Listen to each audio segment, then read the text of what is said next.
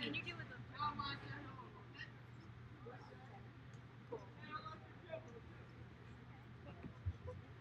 Close enough to start it out.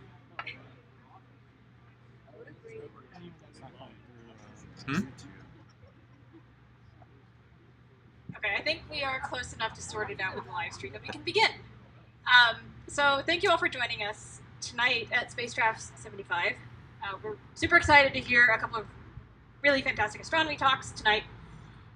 So for those of you who don't know, Spacecraft is part of a national network of local astronomy talks that happen in bars called Astronomy on Tap. They happen all over the world.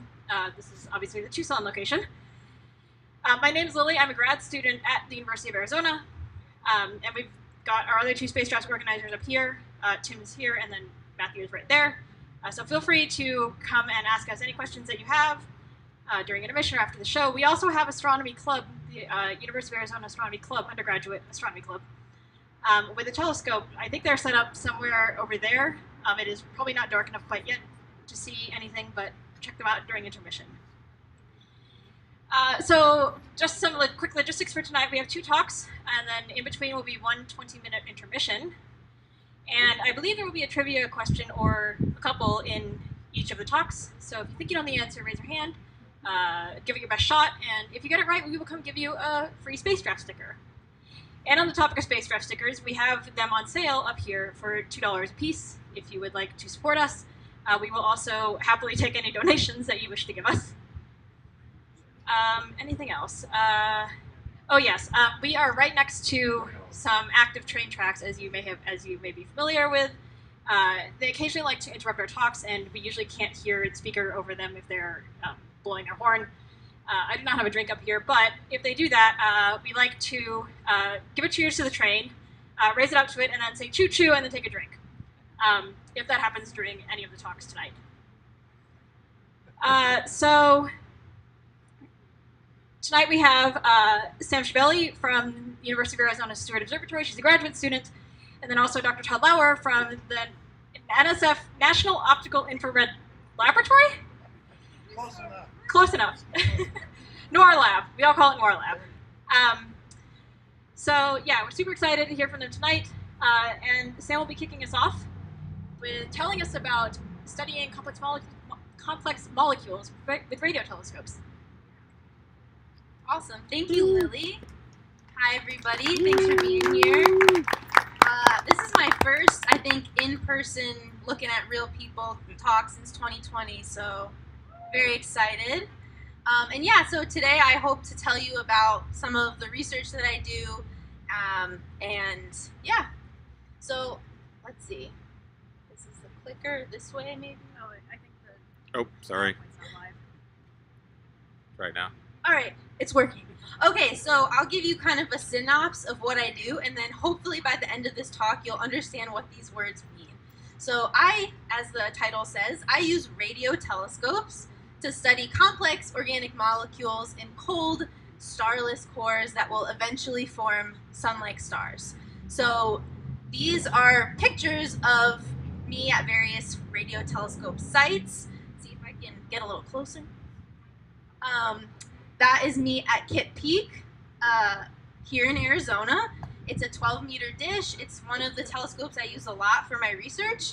This is me looking super pumped to be in the control room at the SMT, which is a 10-meter radio dish here also in Arizona, Mount Graham, with all the data coming in. And then I also use telescopes outside of Arizona.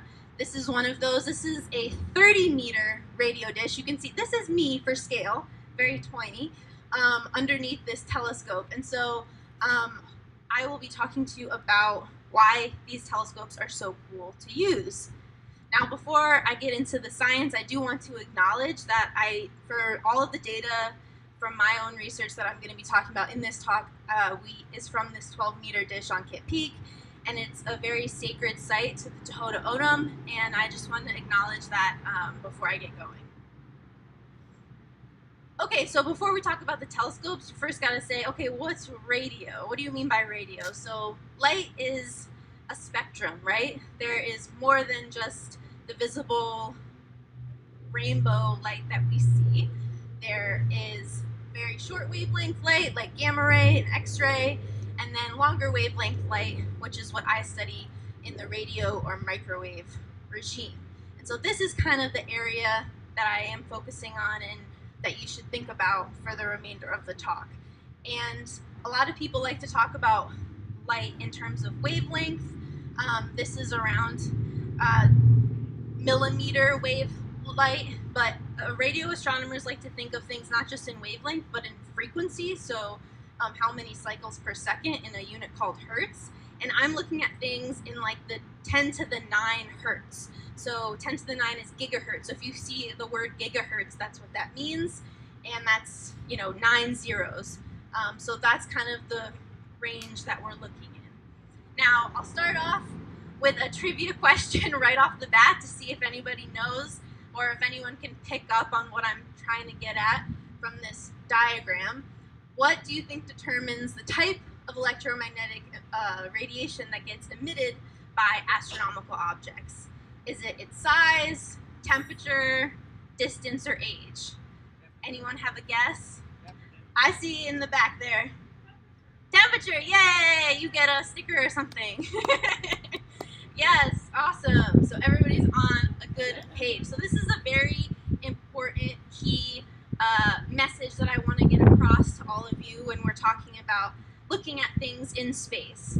So here is a nice table kind of showing the type of objects in space and where the temperature that they are and the type of radiation you can probe. So astronomers like to think of things in Kelvin, which is 1 Kelvin is about negative 450 degrees Fahrenheit.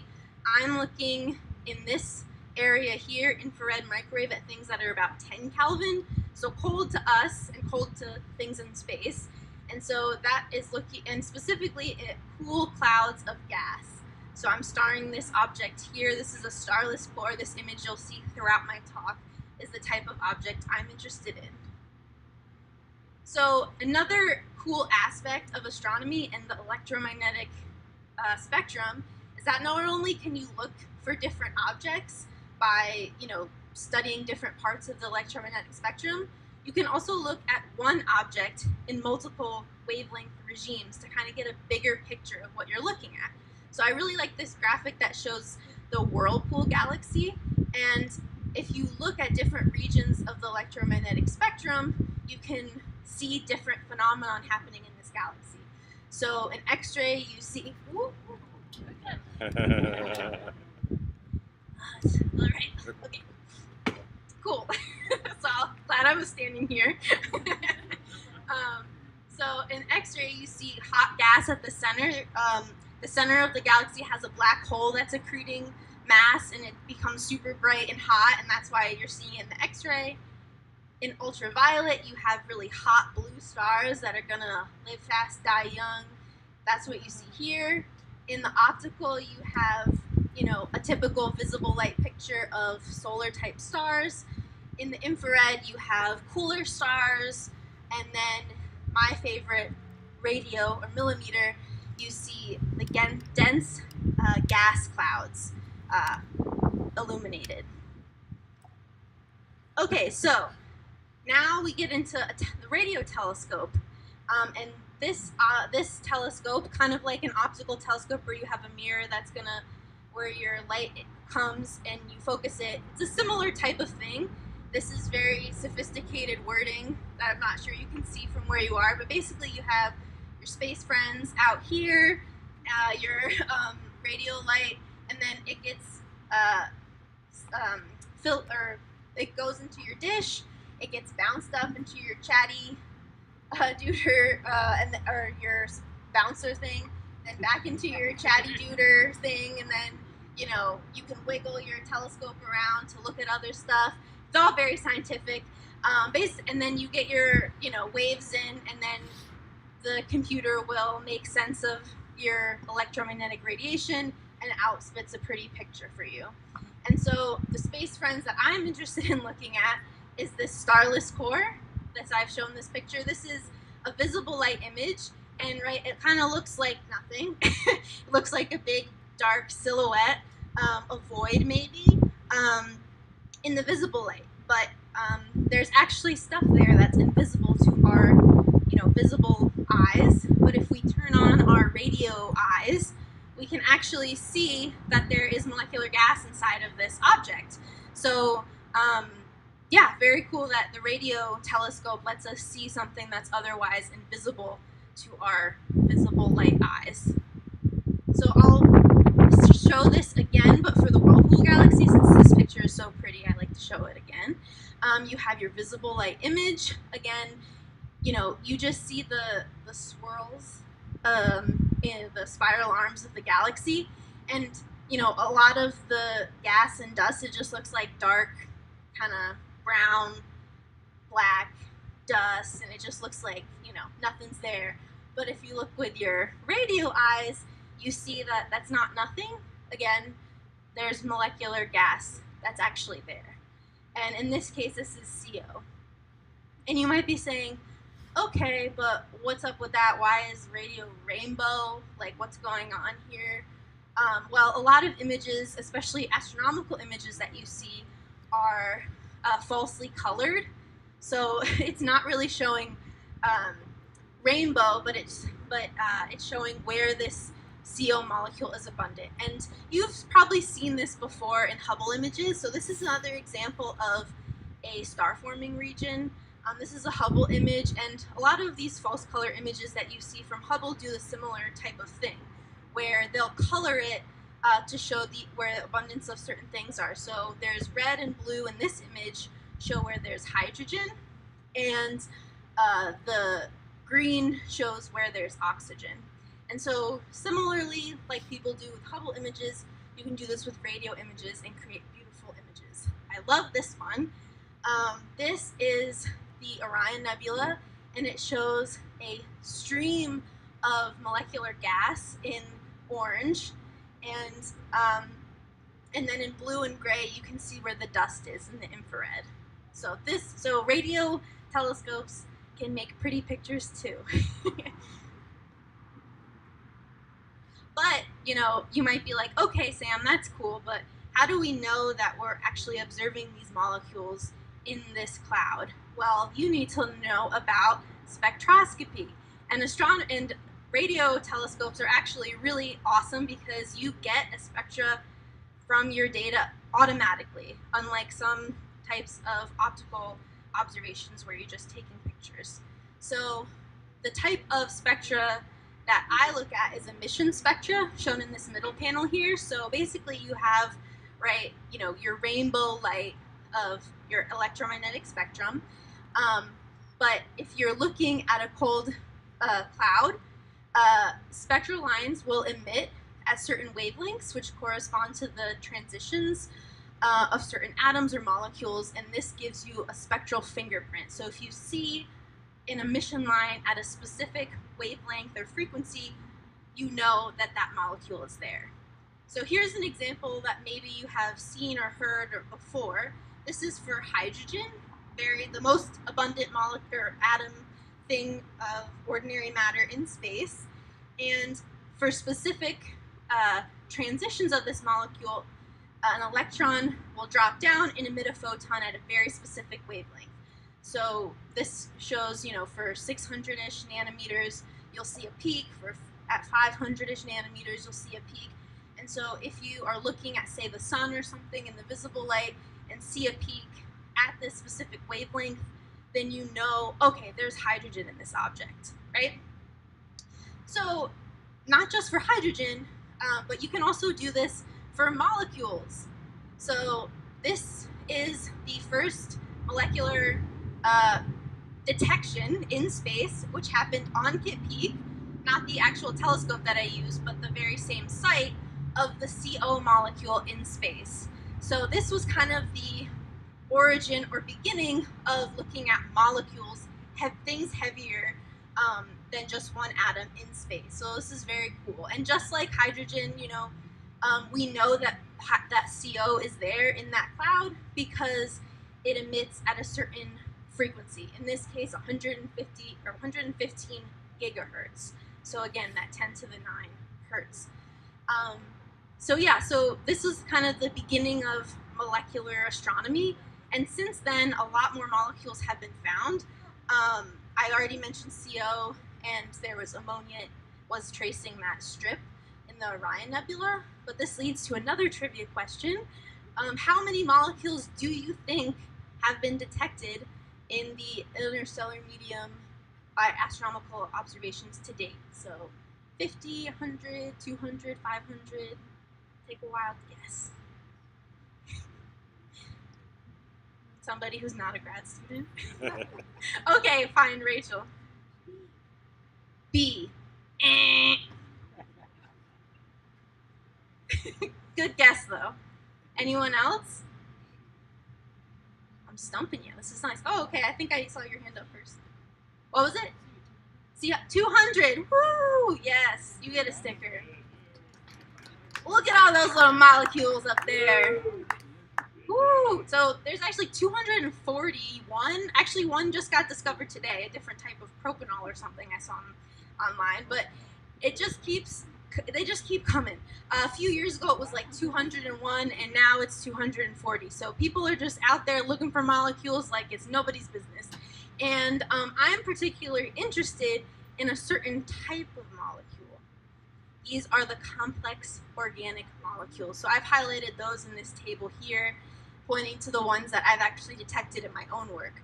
So these are molecules that contain at least 6 or more atoms and at least 1 carbon atom. And you might be like, okay, yeah, molecules, but like, why is this cool, or what's the big picture? Well, I'll tell you the big picture. So organic molecules, are interesting in of themselves. I mean, what do you think of when you think of organics, right? So these are molecules that are interesting to astrobiologists, people in astronomy who are concerned about biology in space, astrochemists, people who are interested in the chemistry of space. And the question becomes, we're detecting these molecules in space. How do they contribute to the emergence of life on Earth, right? Like, these are types of things, if they're in space, how did they get there, and how did they get transferred onto planets and possibly even Earth and making life like us? So, unfortunately, unlike this graphic, I can't just go and look for cats in space. I really wish I could.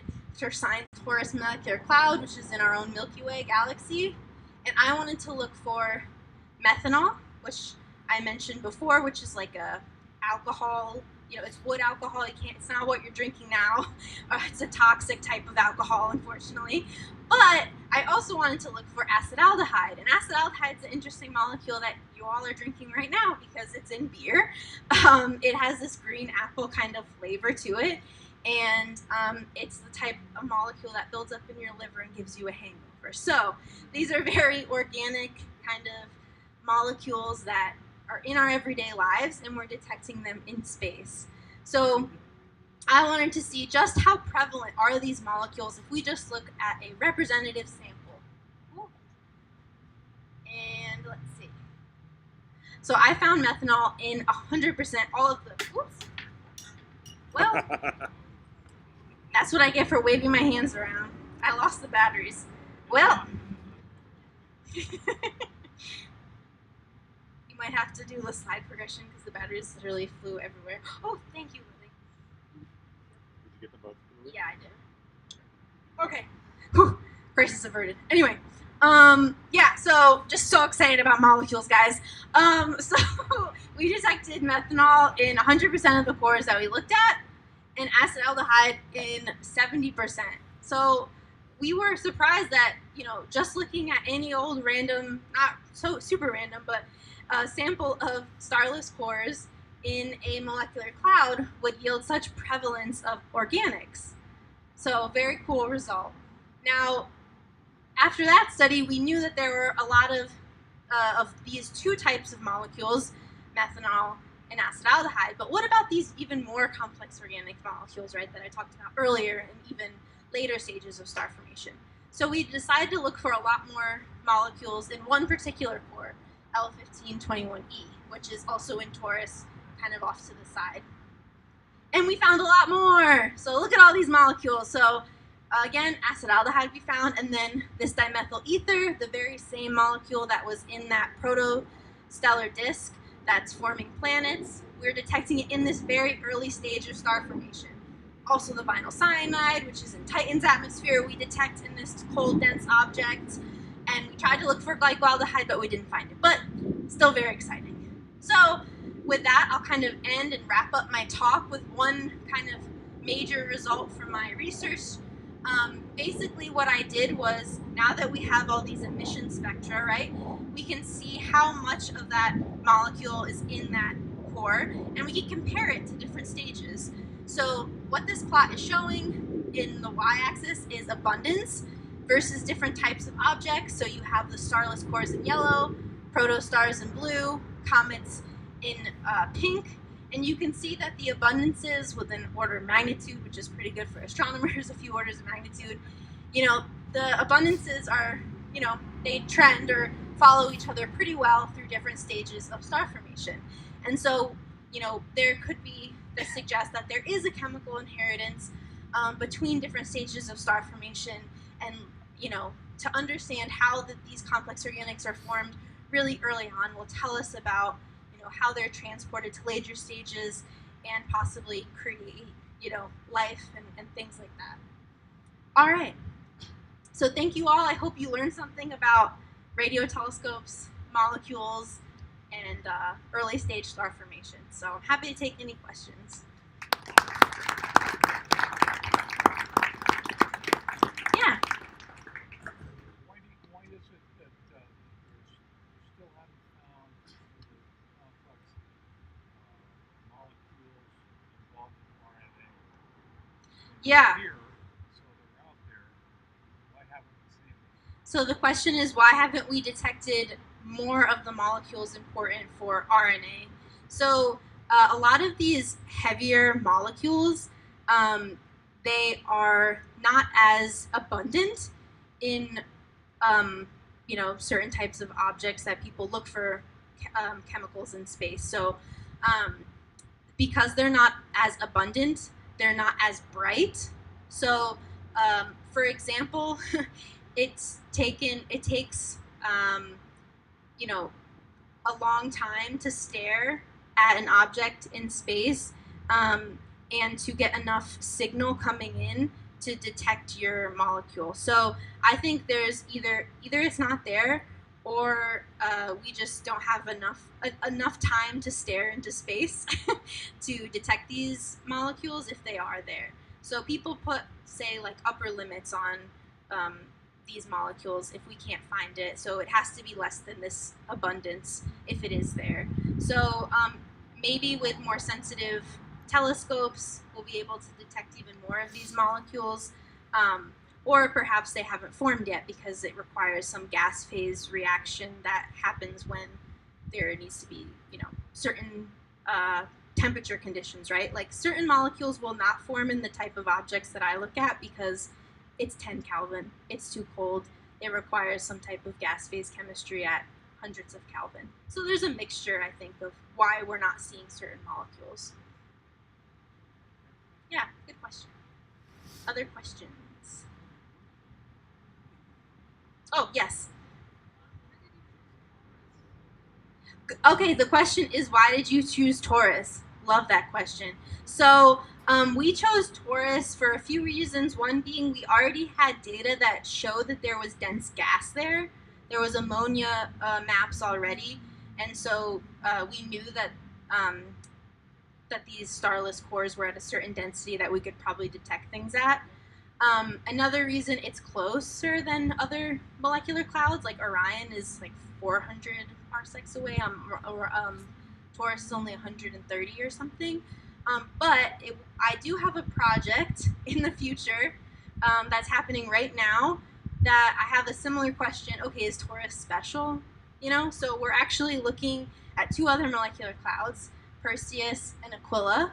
And we're doing a similar type of analysis looking for methanol and acetaldehyde, but also we're using another telescope. This is the EBS 40-meter dish in Spain, another telescope in Spain, and we're going to look for all kinds of molecules with that in a bunch of these cores. So yeah, I have the same question. We're going to look for more molecules in other molecular clouds. Yeah, Lily? Yay! from Andrew. Would ultra-large radio telescopes allow detection of these molecules? Yeah, so the question was, well, I guess the people on the live stream, or you guys all probably couldn't hear it. So would larger radio telescopes help us detect some of these other molecules? Am I saying that right? Okay. Yeah, I think so. So there's, especially in some of the smaller objects, I would say, like the protoplanetary disk. Maybe if we had, there's this array coming, the next generation VLA. So I'm only using one telescope at a time, but things like if you've heard of ALMA, the ALMA array, that uses a bunch of radio telescopes together to kind of create one big telescope. Just like if you heard of the EHT that looks at the black hole emission, that uses telescopes all over the world to study things at really fine detail. So that could potentially help for detecting molecules in really small objects, because the bigger the telescope you have, the smaller detail you can see. But the type of objects that I look at, if I even look with ALMA, a lot of this stuff is, a lot of the material there is resolved out. So rather than a big telescope, we either need to look a lot longer or have more sensitive instruments. So I would prefer just having hundreds of hours of telescope time rather than another telescope, which I do. I'll just do my other backup slide. I have this this other project in the works that is very exciting. This is a 100-meter dish in Virginia, and we have 600 plus hours of time to look super intensely at one particular prestellar core to look for tons of objects or tons of molecules, I should say, and molecules that haven't even been discovered yet in this object. So this is currently underway. I have more observations tomorrow, actually, and so this is the little graphic that my friend Marina Dunn has made for us for our survey, and I'm really excited about the results from this upcoming program. Yeah. Cool. Oh, Ryan, yes, sir, who I don't know. What's your favorite space? My favorite space molecule. Good question. Well, that's a tough one. I mean, acetaldehyde, I love talking about it, especially places like this, because, you know, it has that connection to beer. And it's also in fermented wine and cheese, so gotta love it. All right, thank you all so much for listening. If you have other questions, come find me. I'm in the sparkly top.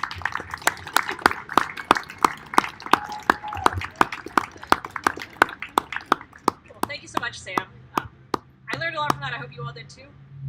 So we will now go on a 20-minute intermission.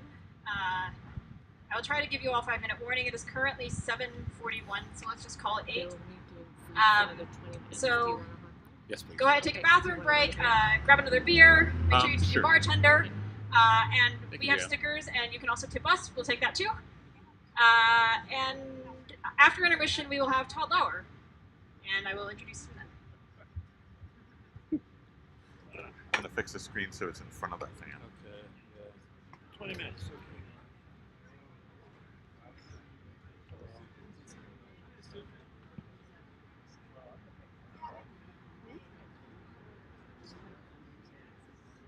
It's not too bad. You read this better than I can.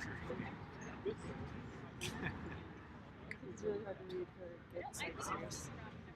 Yeah, I'm always. Yeah. Your brain was I think it means that. Oh, okay. It's hard for you to know if because Oh. you talked about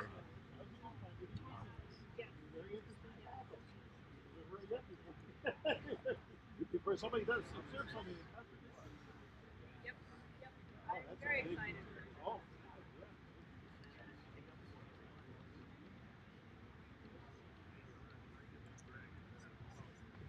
that's good.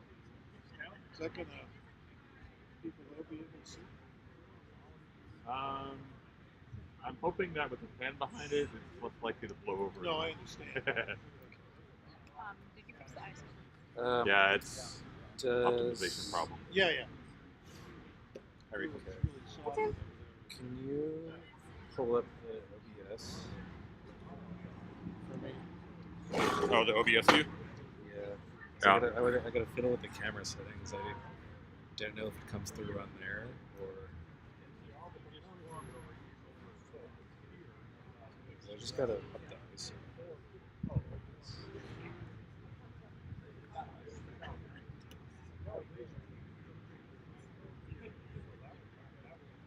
Should be good. It's max. Yep. So I got to the point where you couldn't see the speaker at all. Yeah. Should be good now.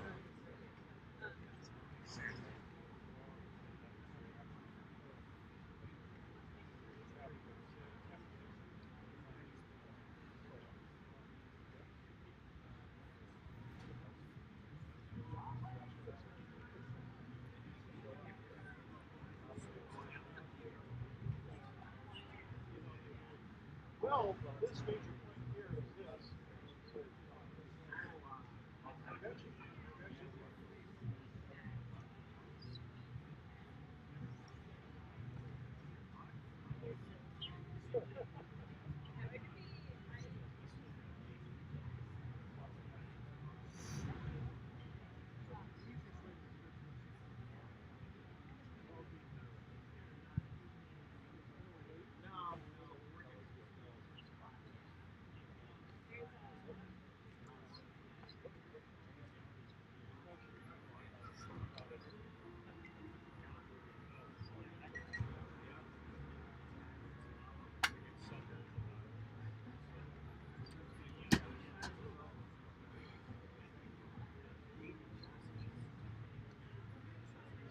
Is that Ricky's voice? We resolved that. Yeah. We might also want to make the screen overlaid on the OBS larger because that's like a live Okay. There, I fixed it. So display capture, the external display, and then crop to window. So that's Ooh, that's cool. so let's double check. Oh, thank you so much, Gio. You're welcome. And now it's not showing up at all. Up to the window. Do you have the live stream up?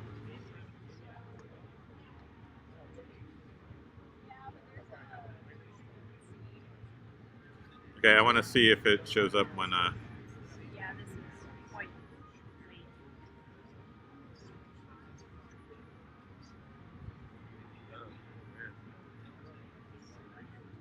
How are you behind?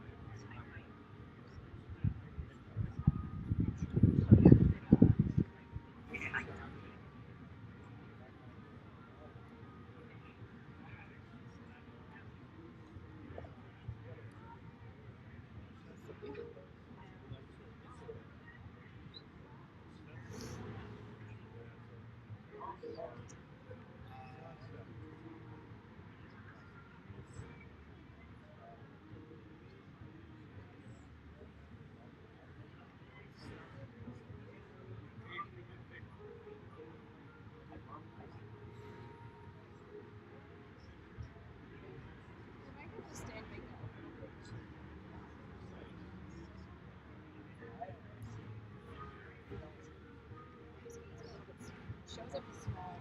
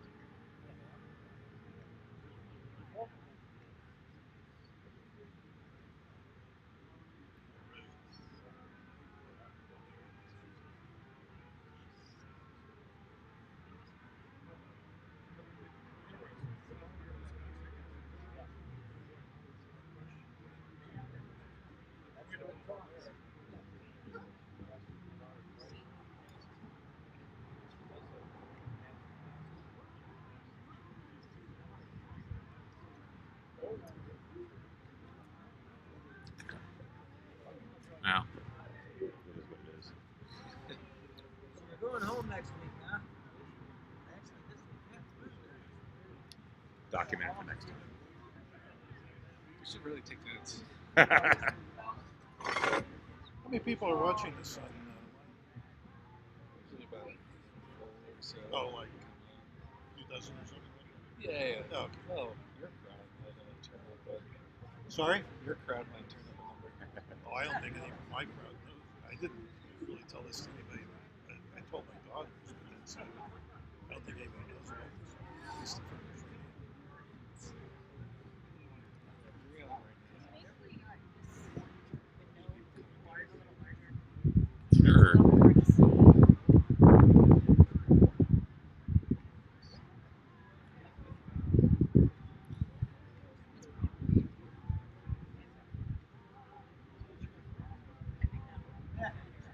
Okay. It's hard to read. Yeah. Not ideal.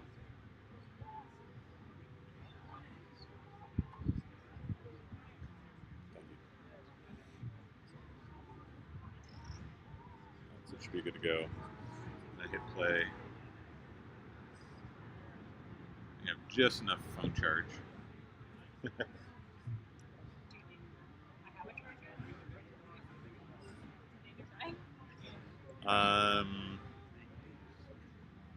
My battery pack here. I'm using all my. Good thing I got 2 of these. They had the 2-pack, and I'm like, oh, that's cheap. So I got 2. Is your phone USB-C? No, it's Lightning.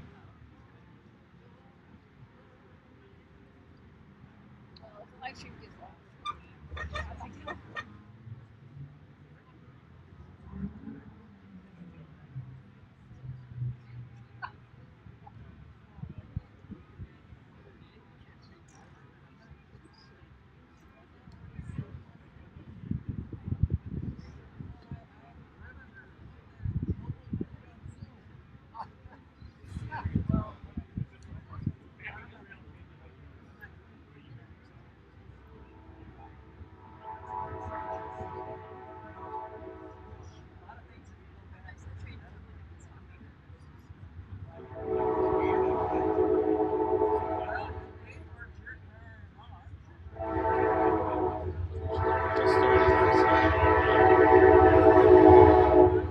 Usually we're just starting our second week.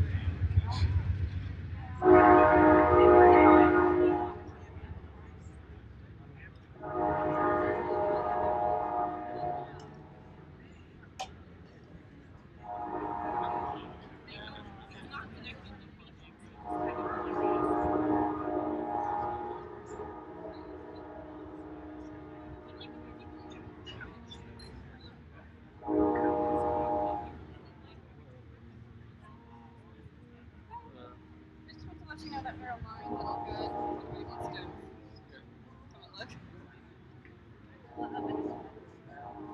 We're right next to the trail rails. We're right next to the trail rails because that was the most light pollution less place that we were able to find. Sounds good. I don't know what's going on.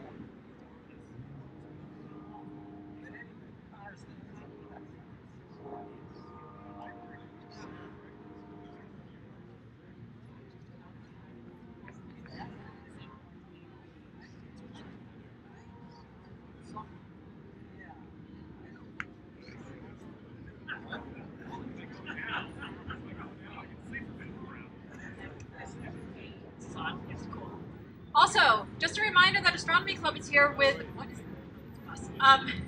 just a reminder that Astronomy Club is here with a telescope that they're all set up and ready for you to look through if you're interested. They are set up over by the train tracks, I believe. So yeah, you should definitely go check it out.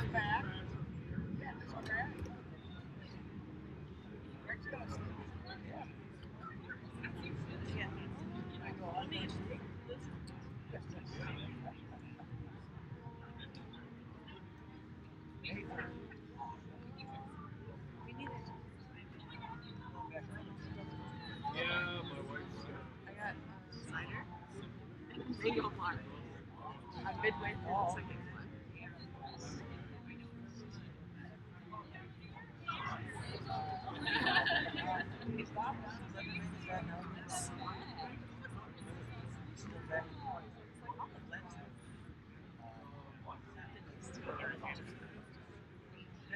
I would love it if I liked it. I would prefer to like it.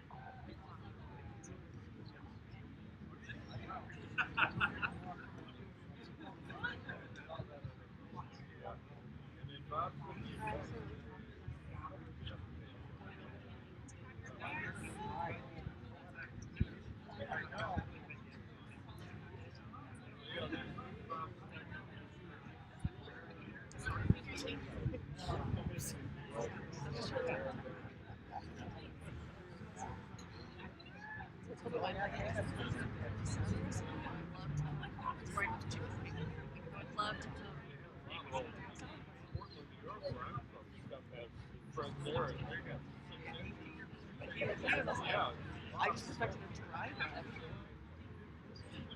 Well, at first I asked him if you guys got a girl. He said yes. I was just thinking about how we don't have it. It's a shame. We love their house.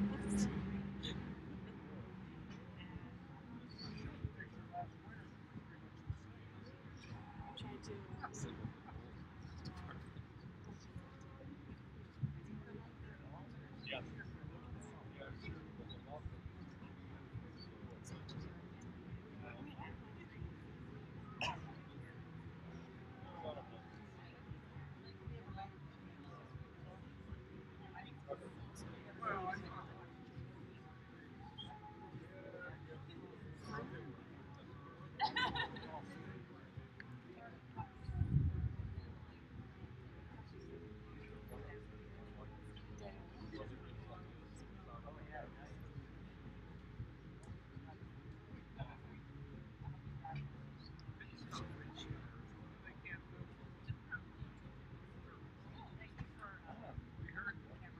Absolutely. It looks a little one-sided, isn't it? Right? It's the target. What was our solution to getting frame? Green Dash Daniel just talked to you about the awesome switch. Nice. I also remember that Thomas is technically on my thesis committee, which I've not yet met at all, ever. Like, I have not had a committee meeting 3 years? since my prelim. Since September. He has not cared one bit. Did not mention it to me once. It mentioned to me once the entire time. You should probably set one up. I'm like, it's a good idea. I probably should. And then just shut up. I think I am slowly in the process of learning that not everything Daniel says is No, of course not. But he has a lot of good ideas. It sounds like, oh yeah, exactly. So I'm like, oh, everything that comes out of his mouth is perfect. And so if he says I have to look into this, I have to look into this. Instead of being like, maybe I don't. I mean, it's definitely would have been a good idea for me to do all this stuff and like actually have regular meetings with my committee, which is asked about in every APC survey that is sent out. And I'm just like, still haven't done it. And nobody cares. Nobody sent emails about it. 5-minute warning. Get your last minute drinks now. You're doing amazing, Yeah, I think it's kind of funny that Daniel hasn't had a student, particularly into his from year one, that has stayed since Alex. Well, that's why I can't do it. Alex and I went same year. Or maybe they're 1 year apart. No, they're both 5th years. I have no idea. I talked Thursday morning. Thursday morning, I actually moved it. Probably LPL. Okay, LPL is different, I guess. Well, so his luck has been when he came in left during COVID. In your year, I gotta play on his name. Sam. Both LPL and U of A and Steward and decided to choose LPL. Worked with Daniel for like a few months and realized that what you want to do is more like earth science and like policy stuff, and then switch to advisory. I can't remember his name now. He was I was gonna host it.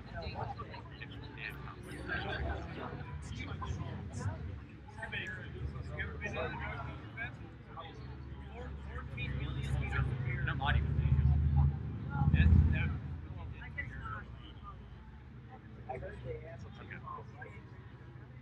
Oh, I didn't know that. Wow. Every year,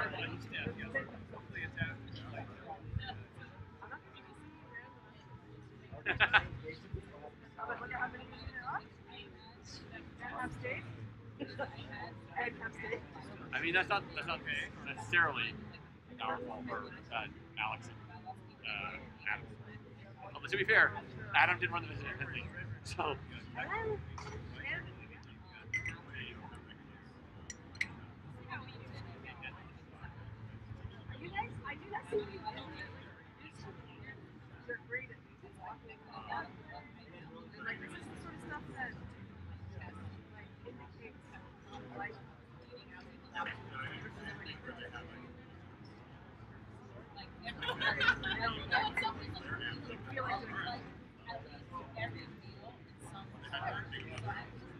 This is almost like identical same size year to you. 5 students.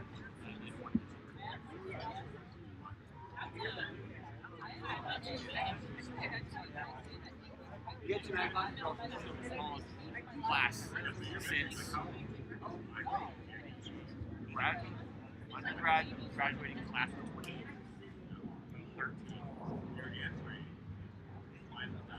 14.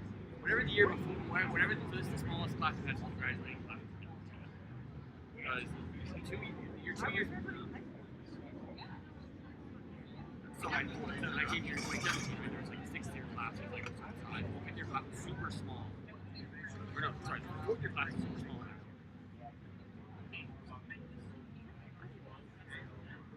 No, it was the year above that. It was Junon. It was like Junon, Raimesh, and one other person. Like the only people in their year. Yeah.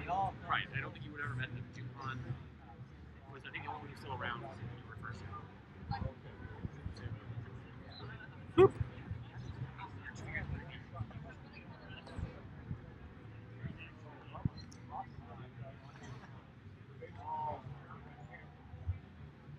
Hello. We are back. Hope you had a nice 20-minute break. So up next we have Tod Lauer from NOIRLab, who will be hopefully answering the question, how dark is space? I personally am very invested in this answer, so take it away, Tod. Thank you. Okay, let's get started. So this is my opening slide, simple question, which leads to a very interesting answer. How dark is space? And this is an illustration made by a serial illustrator named Guy Belleau. And there is 2 astronomers looking out a slit at an observatory, apparently completely black, but yet they're standing in the shadow that it makes. And so this is a question I've been working on trying to answer is, how dark is space? And you certainly know, it's like, well, gosh, it's pretty dark. Talk about the incredible blackness of space. But if you go to the darkest place on the planet, say at Antarctica, and you look out there with your camera, well, you've got the Milky Way, and you've got our little satellite galaxies, the Magellanic Clouds, and you let your camera open long enough, and you can see around. There's lights up, the landscape in the middle of a dark night. And so even, no moon or anything else, no city lights, there's still a lot of light coming from space. Okay, so we know that there's stars there, and stars are far away and they're faint. The issue is really, just like you can't see the distant universe for the stars, it's a case of not seeing the forest for the trees. And it's interesting that it's not completely dark or it's not completely bright. So consider this. You go out to a forest, and I went through forests when I was a kid. Really don't have them around down here in Tucson. But look at the trees there. There are trees in your way of seeing the distance. And you can see some slivers of sky through the trees, but you can tell if the forest went on forever, all you would see is trees. Behind every tree is another tree and more trees until you're looking at, trunks of trees. You're not seeing the distant sky. So it's the same way with stars. You look at the universe, pick the densest part of space, or densest place with stars, the bulge of our Milky Way. There's stars on top of stars on top of stars on top of stars. But there's still dark space between them, because if this went on forever, eventually everything would be filled in with another star, and the night sky would be as bright as the sun. We know that's not true. So the first thing you learn by asking the question, how dark is space, is you learn that the universe is finite. It doesn't go on forever. You've done cosmology with your own pair of eyeballs looking at the dark sky at night. The universe is finite. But the question remains, so what is out there? And what really is between the stars and between the galaxies? So this is the sort of thing that we love to do with the Hubble Space Telescope, and we're going to do with the James Webb Telescope, is you just point to what looks like a blank part of sky, and you open the camera and you let it build up images. In this case, this is the Hubble Ultra Deep Field, and this was a picture made by the Hubble Space Telescope spending a whole week building up the images, orbit after orbit after orbit, collecting light, stacking it up. What do you get? Everything here is a distant galaxy. There is light, there's also blackness between the galaxies. So if you went further, exposed for a whole year, for example, what would you see? Is there something between the galaxies? And this is interesting because when we look at distant galaxies, we're really looking back in time. In fact, that's the most important thing. It doesn't really interest me how far away the galaxies are. It's how long ago are they? The Big Bang happened about 13.5 billion years ago. There was nothing before that. And when we look back far enough, we are looking back almost all the way to the Big Bang. And this, again, is what the James Webb is going to do. It's actually going to look back to when the first stars came up and turned on. And we can only see so far with our instruments. If we stretch the galaxies out, what is between them? I have this nice little movie where I've animated the Hubble Deep Field. We know how far away the galaxies are, and so we'll actually go back in time. So you see right there, the galaxies that already stream past here, these are the ones that are close to us, where we're not looking back very far. And you can tell from this rendition that when you blow up the ultra-deep field like this, there's really a lot of what looks like empty space between the galaxies. Well, we know galaxies have little fuzzy bits around them. There you see some companions, little faint galaxies around the bright galaxies. That's a double galaxy. They're a little fuzzy. Are there stars that have come off the galaxy that you can't see? Are there little galaxies around them that you can't see? And then when you go back in time, you get back to a significant part of the age of the universe, you start running out of galaxies.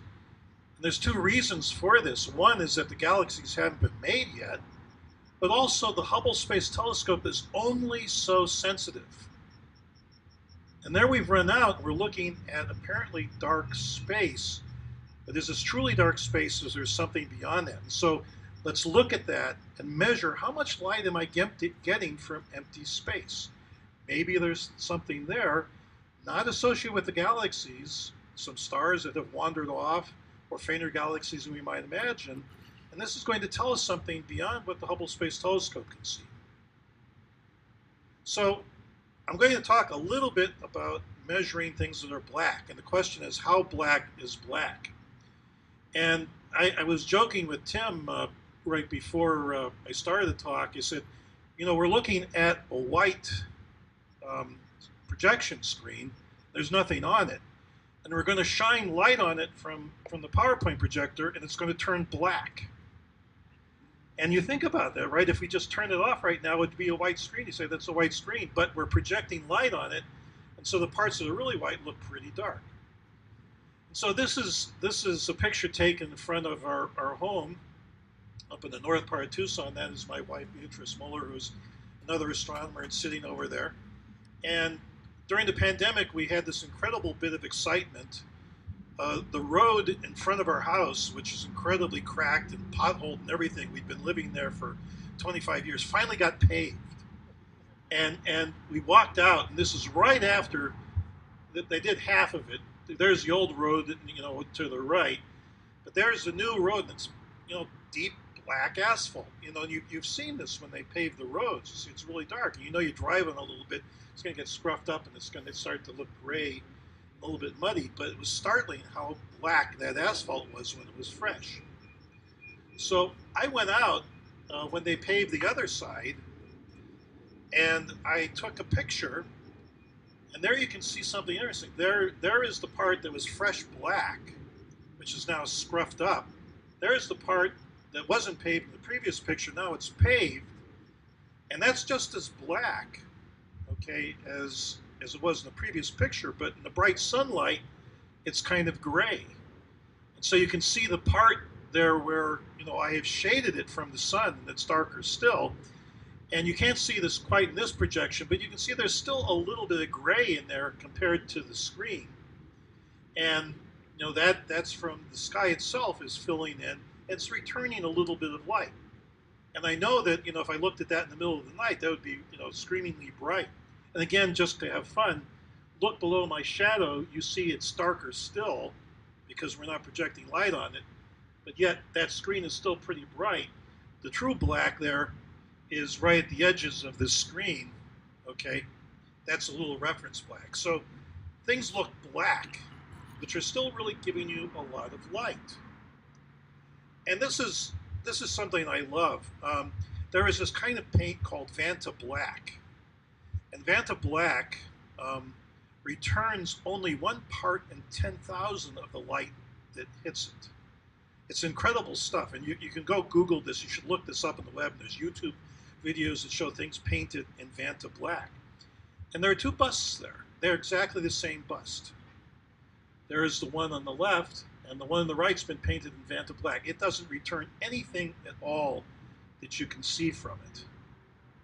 It's completely flat to your eye, but it's not construction paper. That's just as three-dimensional as the bust on the left. There's nothing for your eyes to grab a hold of it. So this now gets to be really something like the true absence of light. So that's what we want to measure. We want to measure real blackness in space. And so we did this with New Horizons. So New Horizons, and I'll talk about this at some length, was a spacecraft sent out to do the first reconnaissance of Pluto, and I happen to be a member of the New Horizons team. And it's going further away from the sun than we've ever been with a good working camera.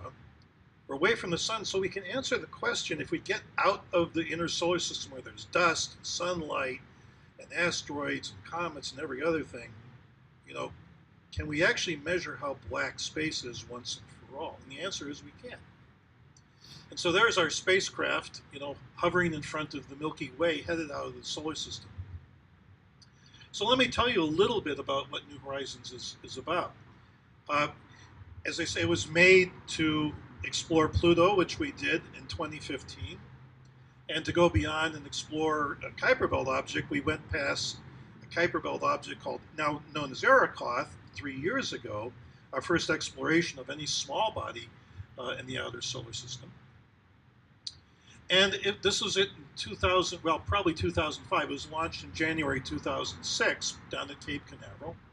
It's a very small spacecraft. It's wrapped in gold foil for insulation. It has a small dish compared to some spacecraft, a beam-backed telemetry. It's powered with plutonium, which is in a radioactive thermal generator, which you can't see, but it's on the other side. And we have cameras and cameras and other instruments for taking data of Pluto and elsewhere. And there is a little camera called LORI. And let's see if I can use a laser pointer without advancing a slide. There it is there. It's closed right now. It has an 8-inch telescope. Probably some of you have bigger amateur telescopes than that. But that's what we use for a lot of our imaging of Pluto. It was launched in 2006 on an Atlas rocket from Cape Canaveral. We went by Jupiter to get a slingshot to really throw us out to the outer system. As good as the Atlas was, it could only get us out to Jupiter. Jupiter had to get us the rest of the way out to Pluto. We encountered Pluto in 2015, and that was at the time 33 times further away from the sun than we are. And then on New Year's Day in 2019, we went past Arrokoth. That was 44 times further away from the sun. And then beyond that, we're heading out of the solar system forever. We're going out to the galaxy beyond. There's our trajectory. And right now, we are over 50 times further away from the sun than the Earth. And at that point, the light that you're getting from the sun is it's less than 0.1%, the light that we're getting now. So it's really getting dark out there. So this is a good platform for asking how dark is space. I want to show the team. I started working with them in 2013. I emailed them with a random question, and one thing led to another, and ended up being on the team. I'm not a planetary astronomer, and I wasn't knowledgeable on Pluto, but there are a few other things I was able to work with them on.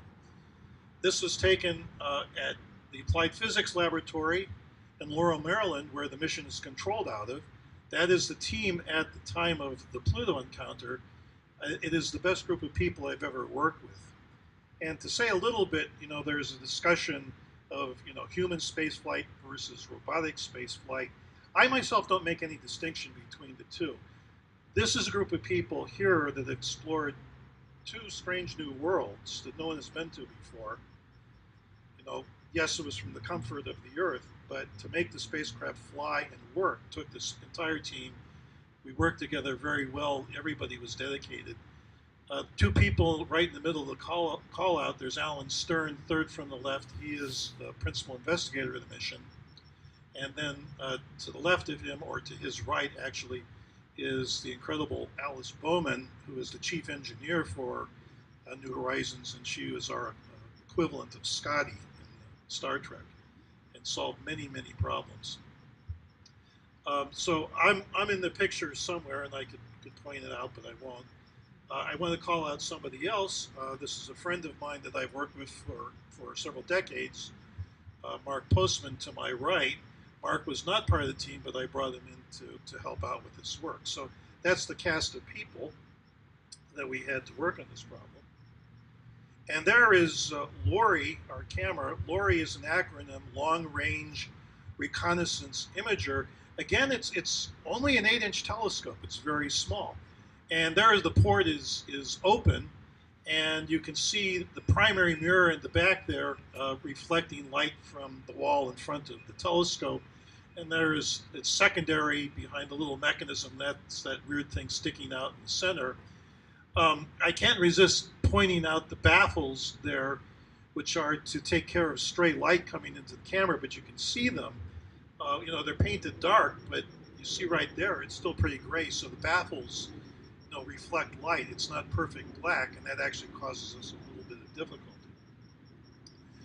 So now you want to take this out there, and you want to measure the blackness of space. And it's a very simple thing. We're going to take pictures with the camera. We're going to measure what it sees. We're going to add up all the light it sees after we get rid of stars and galaxies in the pictures itself. What's left is going to be our measurement. But this is very tricky because you're looking for something very faint, and you have to take care of anything that may be in your way. There's lots of light sources that have absolutely nothing to do with the universe, but have to do everything with your camera. And if you don't know about them, you're going to say, oh, look, we found all this light. And you're going to be dead wrong. And so it's sort of a bit like proving a negative. Go through everything you can and find out what have you been missing. And so I'm going to talk a little bit about how we do this. The first thing is asking the question, how good is New Horizons for making these measurements? So I'm going to run through some of the things we had to think about just before we started looking things outside the spacecraft. So our first question was, how good is the shadow around the spacecraft? there's no night or day in space. We have the sun behind us. We're looking away from the sun, but maybe there's something out there dangling in front. There's all sorts of equipment and booms and other things on the spacecraft. Maybe that's putting light to the camera. So do we have a poor spacecraft shadow? Well, actually, we didn't. So we could rule that out. The spacecraft was controlled by thrusters. That's how we steered it around. So you send out a burst of hot gas, but you know there's water and ammonia in it, and it gets out in the vacuum of space. Maybe it crystallizes into little snowflakes, and the snowflakes reflect light back into your camera. Is that a problem? We looked at that. No, that was okay. Maybe our camera just put out extra electronic signal itself. Was the camera, if you saw no light, would it give you back no light? We checked that out, and that was okay. Cameras produce an analog signal, like an old TV set. To beam it back, you have to convert it into numbers. That's analog digital conversion. We found out that there was a little fluff in the conversion. It made a little mistake turning the numbers into signals. And was that a problem? No, that didn't contribute. Now then we have this big RTG, radioisotope thermal generator powered spacecraft. It's filled with plutonium-238, which is profoundly radioactive. It collects the radiation and turns that into electricity. Gamma rays get out of that. If you saw The Martian, you may remember Whitney, or is it Watney? Is it Watney? It's Watney, I think. Goes out and digs up an RTG, to keep himself warm to get power from. It's a nasty thing. In the movie, they buried it far away because they didn't want to be near it. He goes, digs it up, and puts it next to him. I wouldn't have done that. It still puts out gamma rays, and so we asked, are our optics glowing? Cherenkov radiation, glowing blue from radiation, that's Cherenkov radiation. And we worried, that would light up our lenses, and we spent several weeks thinking about that, and we passed. And then it can also cause a separate glow from fluorescence, and that was okay. And the last thing I worried about, and I did this on a conference call when you're waiting for the start of a movie, our principal investigator is a pilot and loves aviation, and he's very proud of his spacecraft. I worried that he might have bedecked it with navigation lights just because it would look cool, If you write the Enterprise in Star Trek, it has winking lights on it, even though it's right in the middle of, the galaxy somewhere. And so I said, Alan, did you put navigation lights on it? And the answer was negative. And there's one last question which I didn't put on here, is after this, people always ask me, well, electronic boards, when you open them up and equipment computers, they always have LEDs on them, they're glowing. Are you sure you don't have any of that? And I asked one of our engineers on the camera, about this, and he was insulted that I asked him that. He says, no, we don't have useless diagnostic lights on something we can't open up because it's all the way at the edge of the solar system. So no, it's a clean system. And this is a little bit about what you look like. To answer the first question, how good is the shadow? I had a planetary scientist who's also an artist. He had a CAD/CAM rendering of New Horizons, and there's our business side. There's the Luray port opened up in sunlight in his rendition, and we actually tested it. So we illuminated his model the same way that it'd be illuminated by the sun. When we took our images, we checked just to make sure the light wasn't getting in the camera. So this was another several weeks worth of work. And so this is where you start, and this is what you're looking at. So we've gotten rid of the spacecraft. Now the spacecraft is okay. It's going to be all right. We can take data with it.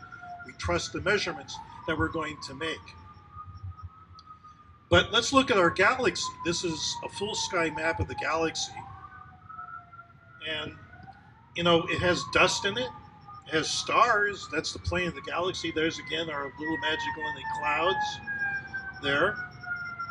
And you can see that as you move away from the plane of the sky, it gets dimmer, but there's still stars all over the place.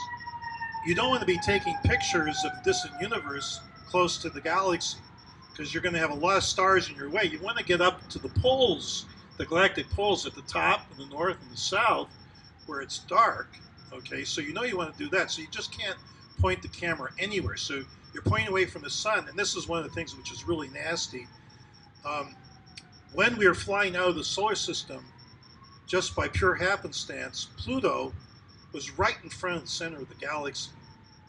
And so we really looked like we were diving into the center of the galaxy. And so if you look away from the sun, you're looking right into the heart of the galaxy, so that's no good. So somewhere you have to look where the sun isn't bothering you, but away from the center of the galaxy. But wait, there's more. That was an ordinary light. Now we're going to look at the infrared. The infrared lights up all the dust around the galaxy. And you can see that, where is dark, empty space? Whoops, I went ahead a little too quick. I went my laser.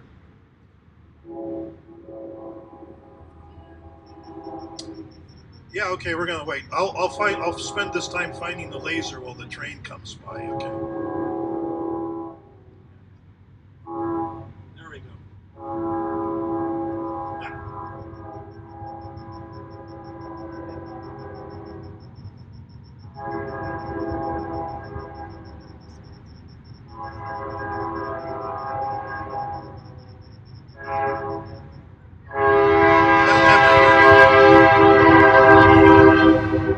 Choo-choo. Choo-choo.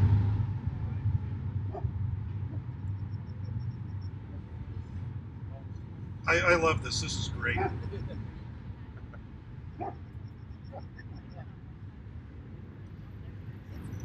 When I was preschool, I had no interest in astronomy, but I loved trains. I would have gone crazy with this.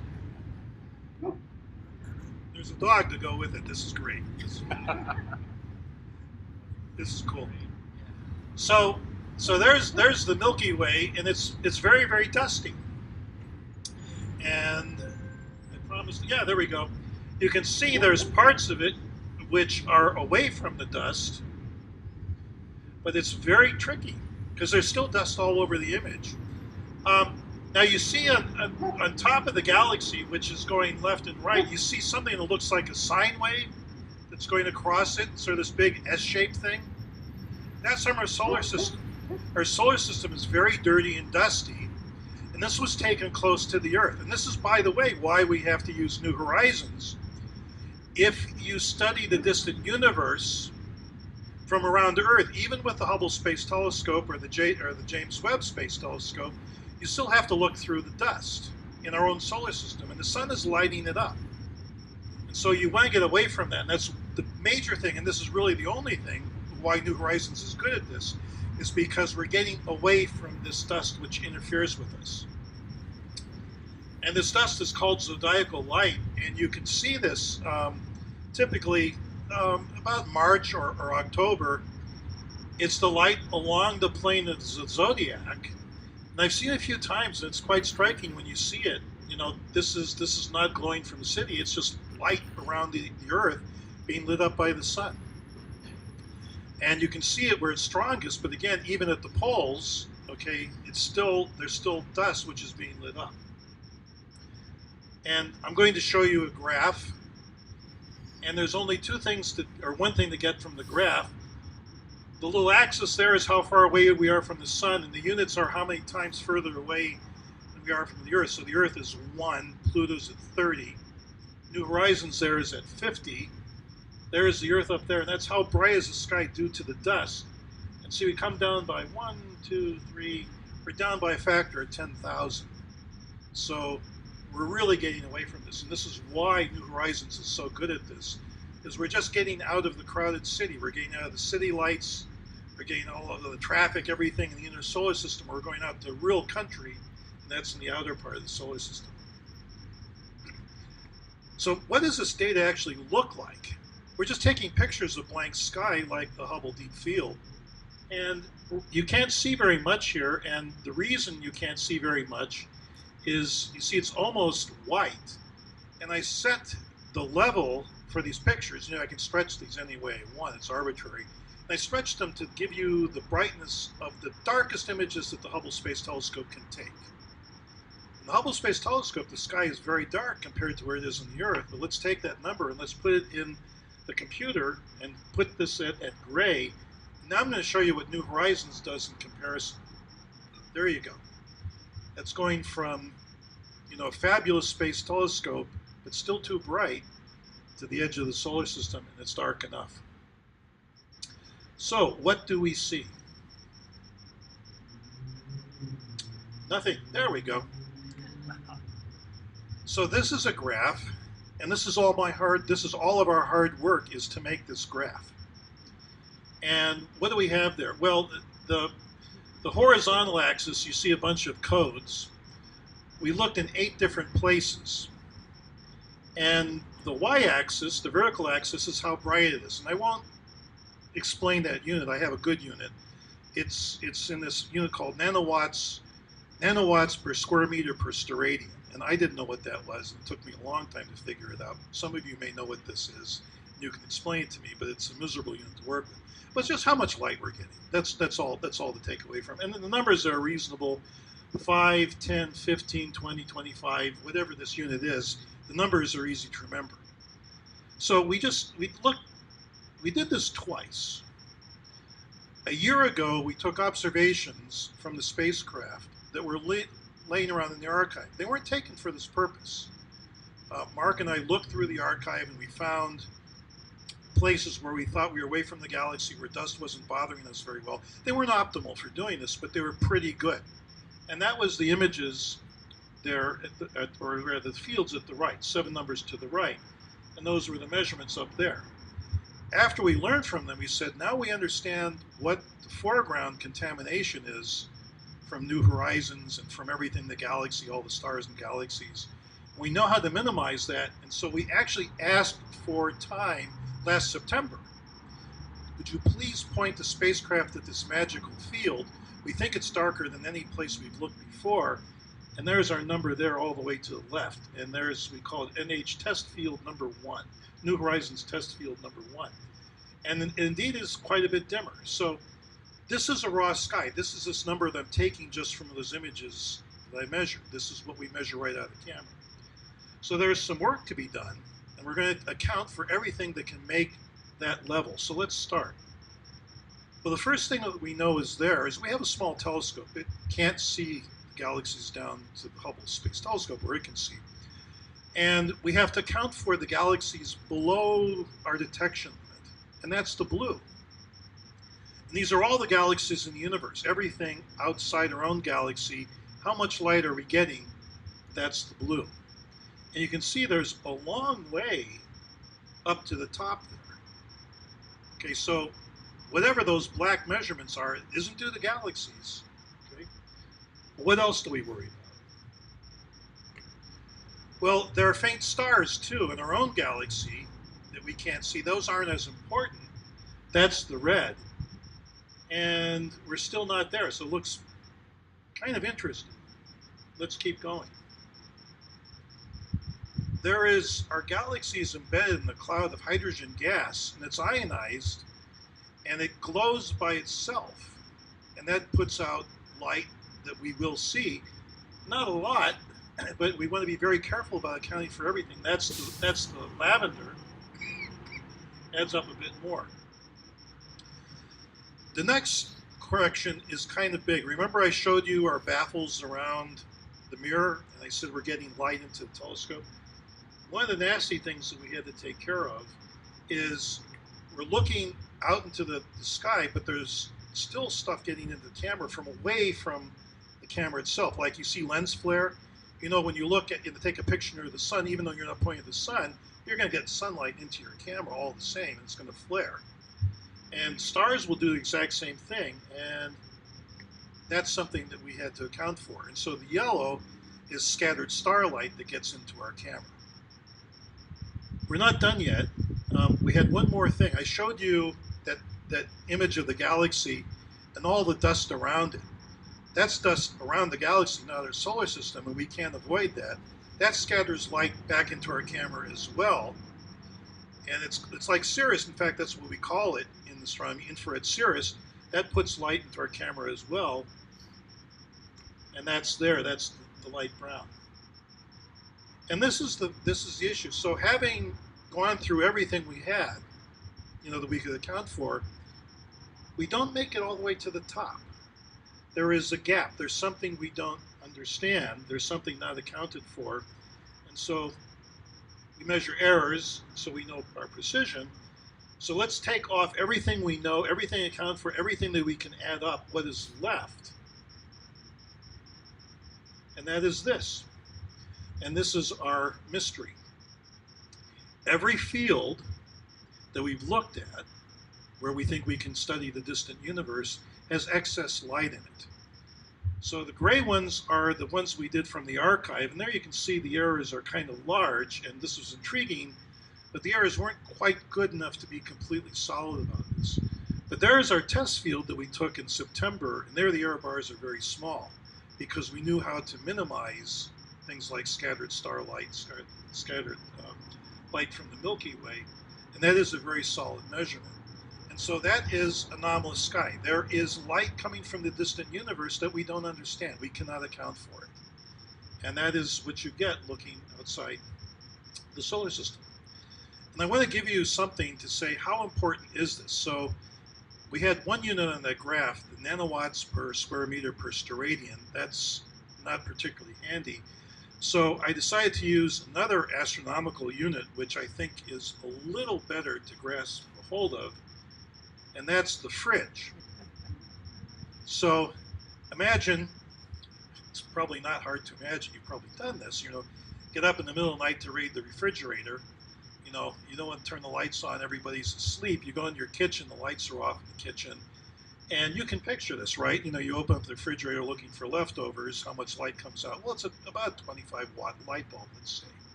So picture, as you will, raiding your refrigerator in the middle of the night. Okay, picture how much light comes out of it. That is one fridge. But we have to give you a scale. Now imagine putting the fridge a kilometer away. Okay, so we're going to go to this image here. And imagine you're living out in the country and you're living in this house there. There's already more light coming out of that from your fridge. But you have a neighbor down the road, say a kilometer away, living there. That may in this image be about right. Okay, and you go to bed, you turn off all your lights, and your neighbor turns off their lights, and they get up in the middle of the night to raid their refrigerator. That's how much light you get into your bedroom. And you could see it if you're looking right at it.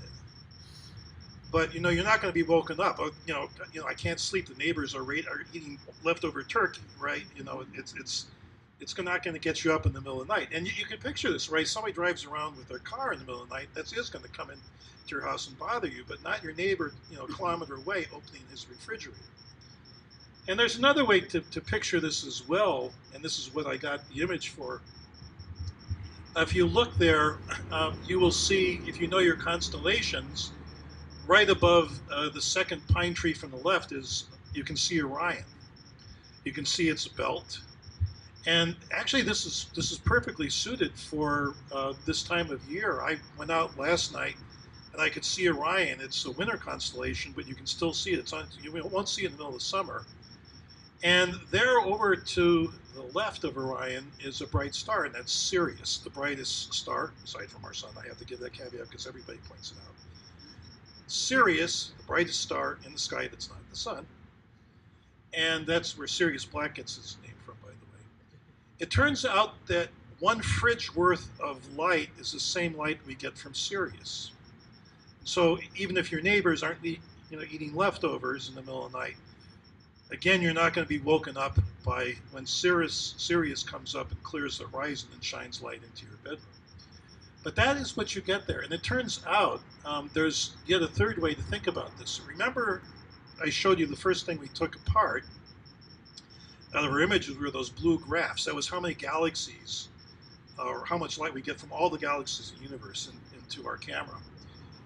The level of the anomalous light that we see is exactly the same. And so, the anomaly is equal to the amount of galaxy light we have. The amount of galaxy light in the universe that we get on our faces when you look out in the middle of the night is equal to light we get from Sirius. And that is our anomaly. So I don't know what this is. It is a mystery. It is something to be solved. We hope that it is something interesting about the universe, you know, rather than something close at hand to our spacecraft that we didn't expect, which puts out some amount of light. And I will leave it there and try to answer questions about this.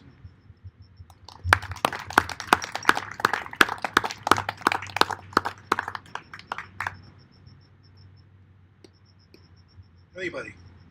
Oh, they're good. How long will the plutonium source last and generate power?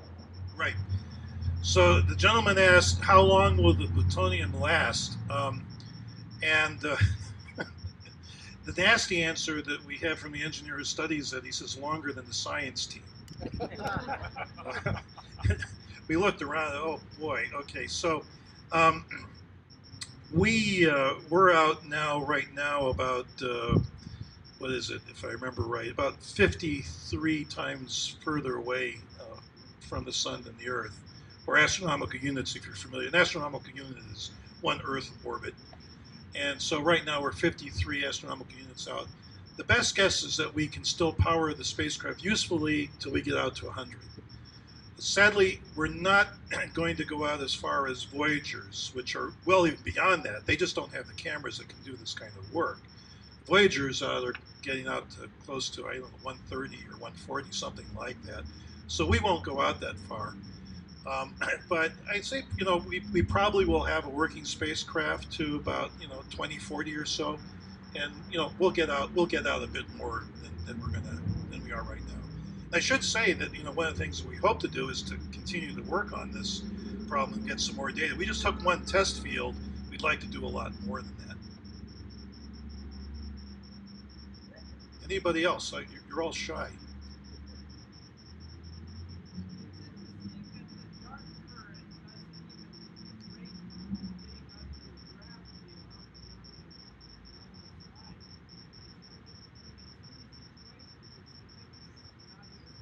Yeah, so the gentleman asked something that I ruled out, which was that our camera itself put out some amount of some amount of signal itself, that it wasn't giving the true zero level. And this was kind of fun. So one thing that we have is the camera is cold. It's typically colder than you would operate, you know, with a camera that you're holding your room temperature, or even typically an amateur CCD camera or something that you use on your telescope. It really is pretty cold. And it's not as cold as Pluto. It's not as cold as deep space. We have heaters on it, but it's very cold. So we minimize the dark current. But one of the things we do is we do measure it.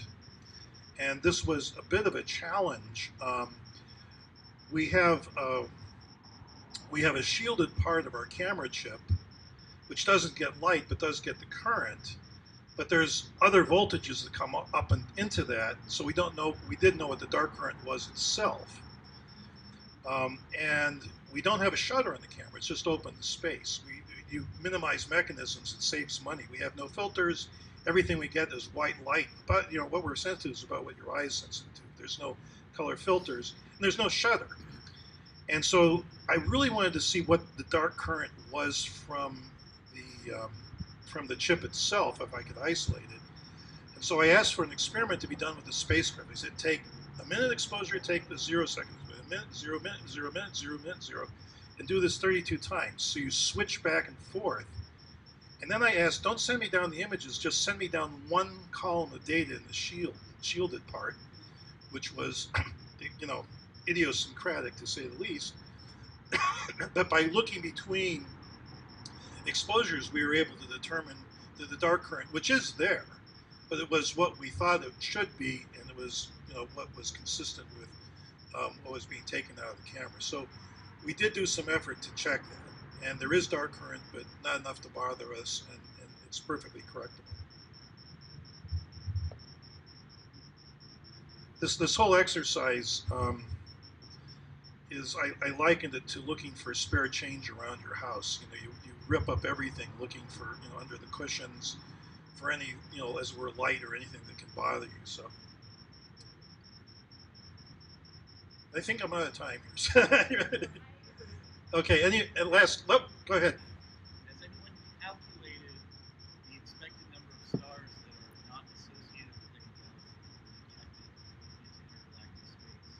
Right. So the question is, do we have any idea of what's not associated with galaxies? And the answer is no, not really. And if you ask me, what is this anomalous signal? Um, there are a couple bets to place on the table. The bet that most astronomers would place on the table is that we screwed up. And that's just the way it is. I mean, we're skeptical, and it's a hard measurement to make. A lot of people have tried this near the Earth and haven't done very well with it because of all the contaminating light sources, but they've tried it anyway. And so the first answer is the measurement's just wrong. And that's something that you have to take. And you read about, a few years ago, there was faster than light neutrinos, right, that they discovered in the particle accelerator. How can neutrinos travel faster than light? And it turned out to be a loose cable. And there was a result that they saw ripples in the Big Bang due to quantum gravity, and that was a big press conference. That was the BICEP results.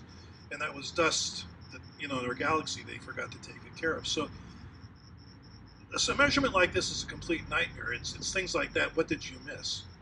But then if you pass that test, the second bet is, well, there are fainter galaxies that we can see, and as you suggested, there are stars that may be scattered around when the galaxies merged or interacted, got thrown out, and weren't accounted for in our counts of galaxies, which was based on Hubble Space Telescope images, where you could say, there's a galaxy, there's a galaxy, there's a galaxy, there's a galaxy, count them all up, add up all their light. And people have done this many times. They all agree perfectly well, but the Hubble Space Telescope is only so sensitive. The Webb Telescope will do better. It should testify to this. But yeah, the possibility that there are stars floating around is a real possibility. And that's why we make this measurement, is we'll learn something. We'll learn something. And you ask, do they predict it theoretically? Well, I'm an observer. I'd rather go out and say, hey, look, we found it. You didn't predict this. We got you. Now go and explain it. That's why we're doing this. Have you had enough? Sir? Oh, okay. I see no more hands, so I'm going to quit. Thank